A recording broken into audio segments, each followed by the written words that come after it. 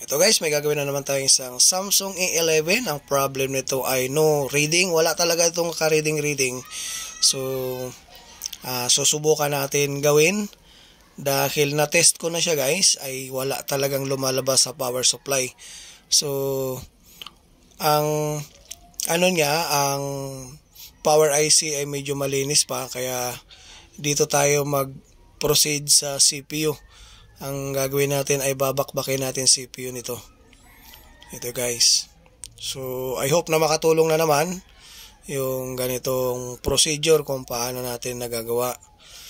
Ang gamit natin dito ay yung quick na hot air para hindi tayo mahirapan.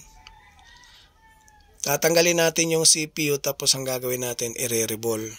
Kasi na-test ko na siya guys. Pag chinarge mo sa schematic, wala talagang current. Pag pinower on mo sa power supply, wala ring current. So, walang response. Kaya nag-decide tayo na bakbakin na itong CPU dahil ang sabi na may-ari, bigla na lang daw siyang namatay. Kaya wala tayong ibang duda dito dahil yung power IC napakaganda, napakalinis. Kaya dito na tayo sa CPU dahil hindi talaga siya nadidetect. Kaya susubukan natin kung mapapagana ba natin yung CPU. So gumamit ako ng 355 na init tapos 23 na hangin. Yan guys.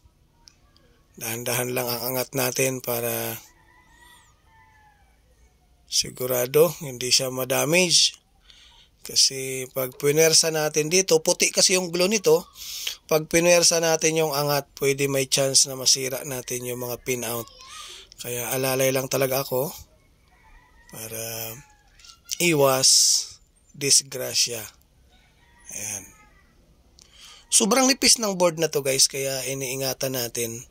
Dahil konting mali natin dito, imbis na magawa, lalong hindi magawa. Dahil yung glue na to, yung mga glue ng Samsung, mahirap talaga siya guys. Matigas pag malamig, pero pag natamaan siya ng init, parang lumalambot-lambot siya. Pero hindi siya katulad nung sa mga Xiaomi na glue ng CPU dahil yun ay yung kulay black, sandali lang tanggalin. Ito, ang hirap tanggalin yung yung glue nito kasi parang kahit mainit na nakakapit pa rin, nakadikit pa rin, kaya medyo mahirap siya iangat kasi kailangan mo siyang ma-maintain yung init para hindi mapunit yung mga pin out. So ayan na guys, nabunot na natin tapos lilinisan natin ngayon. Tatanggalin natin yung mga lumang LED. Ayan. Yung gamit kong gut wick guys is 1.5 mm.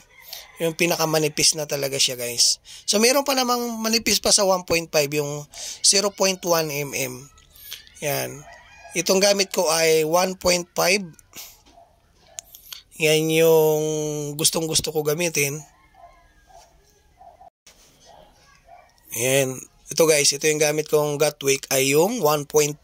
Sa mga nagtatanong, nabibili ito guys sa Lazada o kaya Shopee. Pero mas mura sa Shopee yung gut wick na yan. 1.5 ang pinaka sagad niya. So yung iba meron 2.0, 3.5, pero masyado malaki na yun guys. Hindi na pwede pang CPU yun. Delikado yun, nakakasira yun ng mga pin. Kaya yung pintura niya nababakbak. Kaya ito yung pinaka-importante dito sa CPU. Yung 1.5, yun yung pinaka-standard talaga guys para malinis natin yung mga lid. Ayan. Nga lang, ang hirap hanapin ng 1.5 na yan dahil mabinta. Tsaka mahal. Meron man iba, mahal. Pero yung mga gawang Japan kasi maganda talaga eh. Kaya yan ang mga binibili ko guys dahil pulido yan. Pag tinamaan ng solderin, talagang kakapit yung lid. Ayan no. Kamahalan siya pero tested talaga siya. Hindi katulad ng iba na hindi ko makapit yung lid. Yan ang kagandahan dyan sa mga gut wick na yan guys dahil pulido yung trabaho natin. Ayan. Linis-linis na lang tapos i-revolve na natin. Ayan, revolve na tayo para mabilisan na trabaho. So walang reading ito guys, kaya nag-decide tayo na i-reball na lang yung i-reball na lang natin yung CPU. Titingnan lang natin kung mapapower natin to dahil wala talagang supply itong CPU na to. Malay mo baka dito lang ang error niya.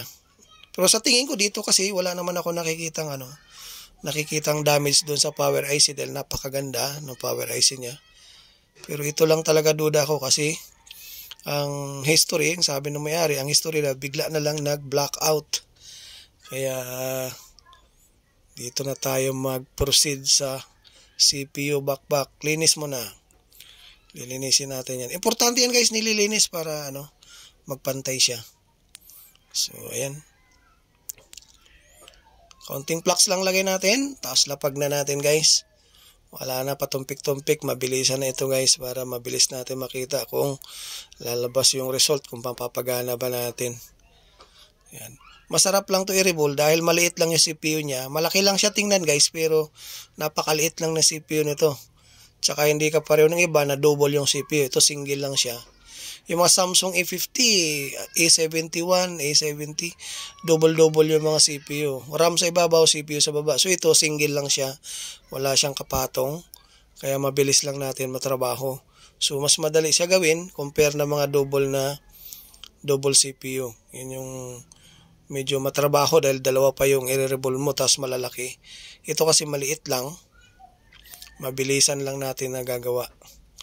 Saka, ang pagtanggal lang medyo mabagal kasi kailangan natin ma-maintain yung init na lahat ng LED ay parehong nalusaw. Kasi pag once na inangat mo na hindi talaga siya pantay ang pagkalusaw ng LED, asahan natin na yung mga paa sa motherboard ay matutuklap. So, yun yung error. Hindi na natin magagawa pag ganun guys. May hirapan na tayo. So, dapat talaga ma-perfect natin yung pagka-bunot. So, ngayon, test na tayo dito sa ginagawa nating CPU. Titingnan natin kung magcha-charge ba itong no reading. Wala lahat. Ayan. Tingnan natin. Ayun, lumabas yung charging. Kanina, wala talaga yan, guys. So, CPU lang ang ginalaw natin. Sana magtuloy. Ayaw. Ulit natin charger. Kasi pag ganyan guys, baka may tama yung cord ko o either yung saksakan. Ayun, lumabas. Natsambahan natin dito. Ayan, tsamba lang to guys. CPU pa rin. So isipin mo guys, walang reading. Wala akong ginalaw. Ang ginawa lang natin ay yung CPU lang. So, big sabihin guys, corrupted pa rin talaga yung CPU. Yan ang magandang talaga guys, kahit papaano nape-perfect natin yung yung gawa natin. So see you in the next video guys. Maraming salamat. Thank you.